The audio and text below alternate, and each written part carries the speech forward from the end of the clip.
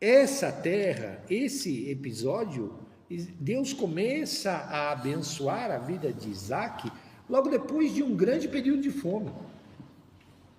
A terra tinha passado por um grande período de fome, né? E mais uma vez, o Egito tinha se tornado o celeiro do mundo daquela época, desde a época de José. Mas aí o que acontece? Isaac vem e se estabelece naquela terra e ele começa a semear a terra e Deus o abençoou de tal maneira que o versículo 12 diz aqui que ele plantou e colheu 100 vezes mais daquilo que ele tinha plantado.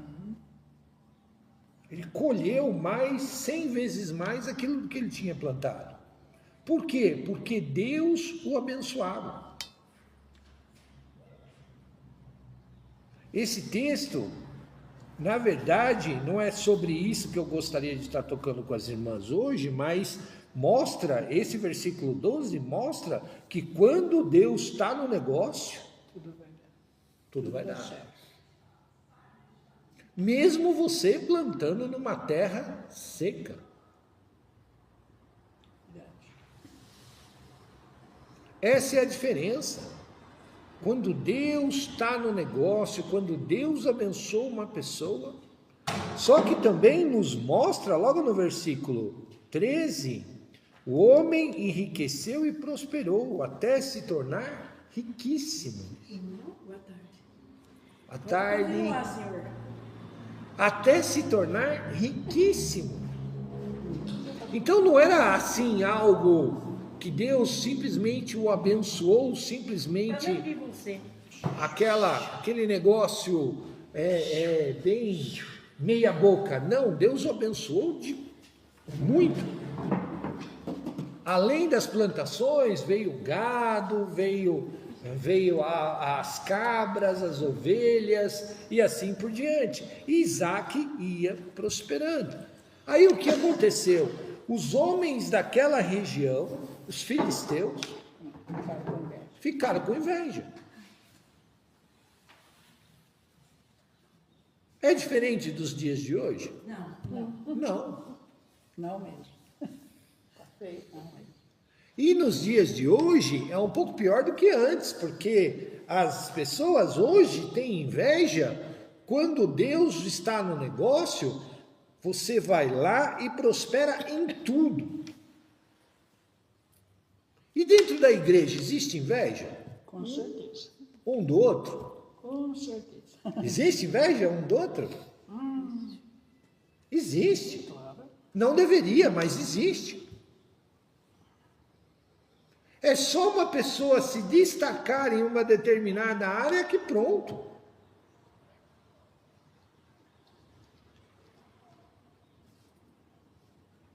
E tem inveja. O que Isaac fez? Eles foram lá, tudo bem, foram lá, pegaram e aterraram os poços de Isaac. Falou, não, ele prospera porque na terra onde ele está, tem muita água. Então vamos lá, vamos jogar pedra dentro dos poços e pronto. Numa região desértica, você depende da água para tudo. Você depende de poços para tudo. E aí aterraram. O que Isaac fez? Isaac, em vez de arrumar confusão, porque os pastores dele queria que ele arrumasse confusão. Não, vamos lá, vamos brigar com eles, vamos fazer eles desaterrarem os poços e tudo mais. Falou, não, simplesmente foi lá e se mudou. Foi para outro lugar.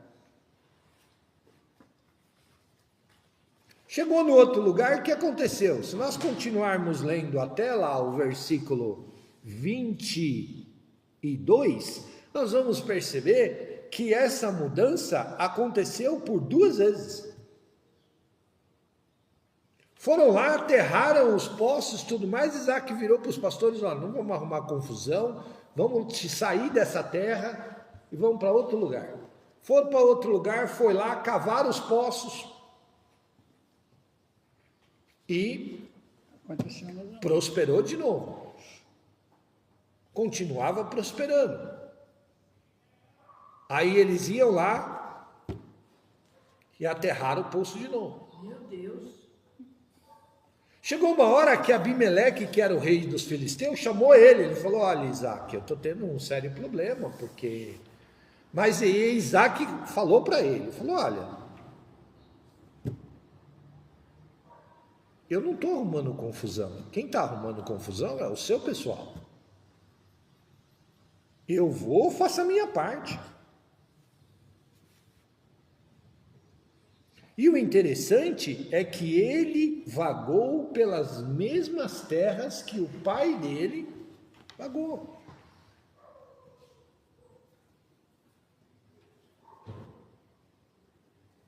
E aí ele passou para essa terra, lá no versículo 20, lá. Contudo, os pastores de Gerar discutiram com os pastores de Isaac, afirmando: essa água é nossa. Por isso ele chamou o poço de Esaque, discussão. Pois desse também. E eles discutiram com ele. Ele cavou outro poço, versículo 21. Eles cavaram outro poço e houve discussão por causa desse também. Assim chamou de Simate, inimizade. Ele partiu dali e cavou outro poço e não houve discussão por causa dele. Então ele chamou de Ressevote, amplos espaços abertos, e disse: agora o Senhor preparou-nos um espaço que seremos produtivos na terra. Então, muitas vezes a gente se questiona, por que essas coisas estão acontecendo comigo? Eu estou obedecendo a Deus, estou indo fazendo a minha parte, Deus está abençoando, e mesmo assim, por causa do quê? Gera discussão. Por causa do quê? Por causa da inveja. Vocês lembram na última reunião que nós tivemos aqui, que nós falamos do primeiro pecado? Qual foi o primeiro pecado? O primeiro pecado, não o pecado, o primeiro pecado do homem. Qual foi o primeiro pecado? Do anjo, não foi? Foi de Lúcifer. De Lúcifer. E qual foi o pecado de Lúcifer? Querer tomar frente e tudo, não é? O que ele teve de Deus? Ele queria ser mais do que Deus. Ele queria ser mais do que Deus, porque ele teve o que de Deus? Inveja. E é isso que eu estava contando para o Zé, essa que nós estudamos, e ele queria que eu falei, então, vamos lá. Inveja. Então é algo que já vem lá. Vem de lá. E infelizmente está dentro das nossas igrejas. Alguém começa a se destacar dentro da igreja, o outro tem inveja. E é difícil, né? É difícil. Mas na família também. Na família também. Na família. No trabalho. Amigo. No trabalho. Quer puxar o tapete do outro. Quer puxar o tapete do outro. Por quê? Porque acha que isso é uma competição. Porque acha que isso é uma competição. Só que as pessoas que estão dentro da igreja não se atentam que elas vão prestar contas para Deus. Com certeza. Para Deus. Porque quando é Deus que está no negócio, não é só a bênção. É Ele que pleiteia a causa daquele que está sendo prejudicado. É com Deus. E volto a dizer uma frase que a Zilda costuma dizer que Davi falava: caia eu na mão do homem, mas não caia eu na mão de Deus.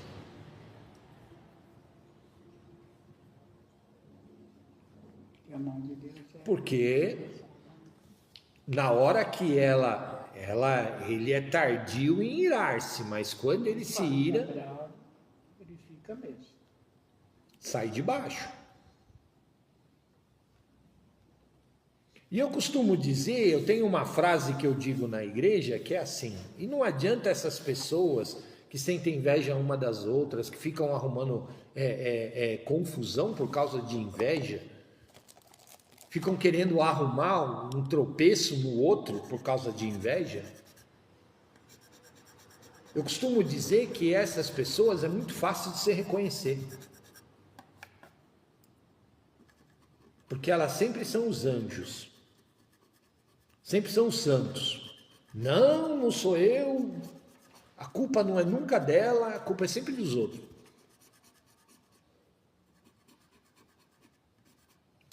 Ao ponto do rei chamar e falar, viu, Abimeleque? O Abimeleque chamou Isaac e falou assim, Isaac, olha, você está arrumando confusão na minha terra. Ele falou, mas como é que é isso? Eu estou na minha terra, estou prosperando e tudo mais, estou fazendo a minha parte, o seu povo veio e aterrou os poços que o meu pai cavou. E sou eu que estou arrumando a confusão?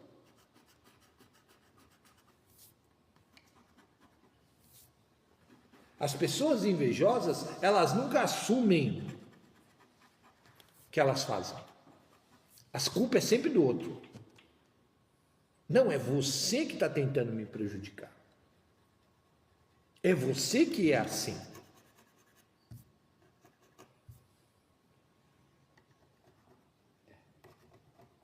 Mas qual que tem que ser a nossa atitude?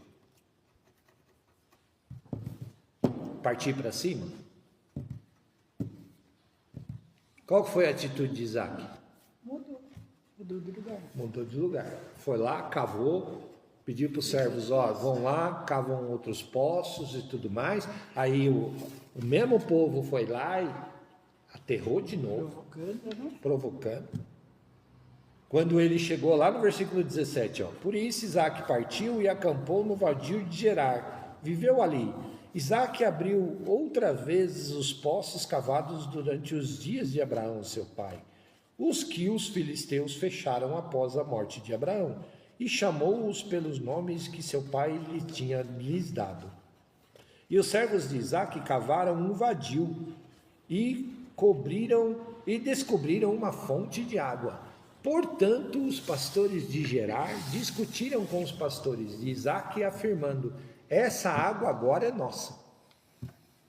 Isso aqui é outra característica dos invejosos. Quando eles viram que o negócio, a fonte de água era boa e bem preciosa, e não ia ter como eles aterrarem, porque uma fonte de água, ela mina a água, e a água vai procurar sair por qualquer coisa que você tente colocar em cima dela. Aí eles viraram e falaram assim, não, agora essa fonte aqui é nossa. Isso mostra o que para nós? Que o invejoso, por mais que tenha sido você que tenha feito, ele vai virar e falar assim, não, quem fez isso fui eu. Aí você olha para a cara dele e fala assim, viu? Mas não fui eu que cavei, não fui eu que trabalhei, não fui eu que estou fazendo. Foi. Não, mas agora esse negócio é meu. Ele quer tomar posse daquilo que você fez. Ele quer levar os créditos por aquilo que você fez. Por quê? Porque não tem capacidade e competência para fazer.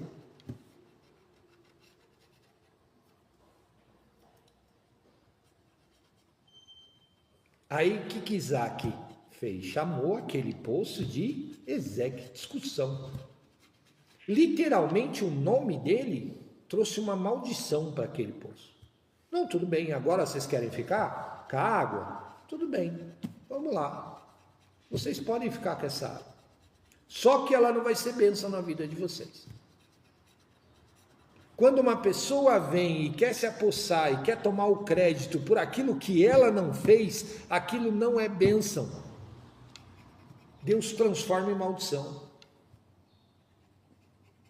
Foi isso que Isaac fez, amaldiçoou aquele lugar, dando o nome de Ezeque, discussão. Depois do outro, foi lá, cavou outro poço, houve discussão de novo por causa daquilo, e ele amaldiçoou de novo. Isaac passou a ter uma atitude diferente. Isaac usou a bênção que o pai dele tinha sobre a aliança dele. A aliança perpétua que Deus tinha com Abraão. Qual que era a aliança que Deus tinha perpétua com Abraão? Que Abraão seria o... Eu não sei se... Pai de muitas nações, mas Deus transmite a primeira aliança que Deus fez com Abraão é: abençoarei os que te abençoarem e amaldiçoarei os que te amaldiçoarem. Isaac mudou uma vez, mudou uma segunda vez e continuava dando discussão. O que ele fez? Ele falou: ô pai, eu tenho a bênção do meu pai sobre a minha vida. E quando essas coisas começam a acontecer com a gente, ore a Deus e peça que Deus seja a sua justiça. E Deus vai te ouvir. Com certeza. E Ele vai ser a sua justiça. Por quê? Porque é aliança. Estou fazendo a minha parte. E mesmo assim, está lá, e está tendo inveja, está tendo discussão, está fazendo, e está te provocando, e tudo mais, entrega na mão de Deus. E deixa que Deus faça a sua justiça. Com certeza. Mas ai daquele que cair. Se nós formos ver a história do povo filisteu, o povo filisteu azucrinou a vida do povo de Israel durante muito tempo. Mas quando chegou em Davi, o homem segundo o coração de Deus, a justiça foi feita. Porque o povo filisteu praticamente foi quase todo exterminado. Então, se nós estivermos passando por essa situação, irmãs, entrega na mão de Deus e peça para que Deus seja a sua justiça. Eu uma vez discuti com a Zilda, discutimos assim, numa conversa nós tivemos, ela virou e falou assim: você não tem medo de pedir para que Deus seja a sua justiça? Eu falei: não. A partir do momento que eu tenha plena certeza que você está calcado pelo que a palavra diz, Deus fez justiça, não fez?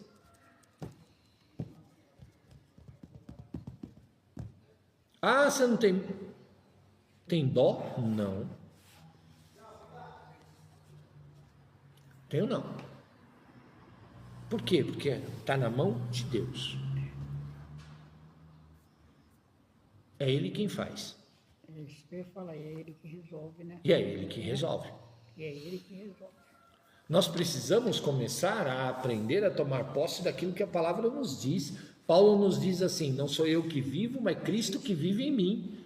Então, se a vida não é mais minha, os problemas também não são mais meus. As afrontas que nós recebemos não são mais nossas. É de quem? É de Deus. Mas eu tenho que ter certeza que as minhas atitudes estão calcadas Nas mãos. aqui. Vocês já viram o símbolo da justiça? Qual que é o símbolo da justiça? Não é aquela balança? É uma mulher cega Cega. que tem uma balança na mão. A balança, ela tem que estar Junto. nivelada. A partir do momento que um lado começa a pender mais do que o outro, ela tem que intervir. Não tem? Eu tenho que intervir para que o peso seja nivelado. Mas o que isso diz? Que ela pesa para os dois lados. Tá certo? Tudo bem? Tá ok, irmãos? Então, quando nós pedirmos a justiça de Deus, estejamos calcados na palavra. Sim. E sabemos que ela pende para os dois lados. E que Deus não não faz diferença entre os seus filhos. Ah, fulano tem mais privilégio porque ele é diácono, porque ele é isso, porque ele é aquilo, porque ele é pastor, porque é assim, é assado, porque ele é líder de louvor e que não sei o que, Deus vai pender mais para o lado dele. Não.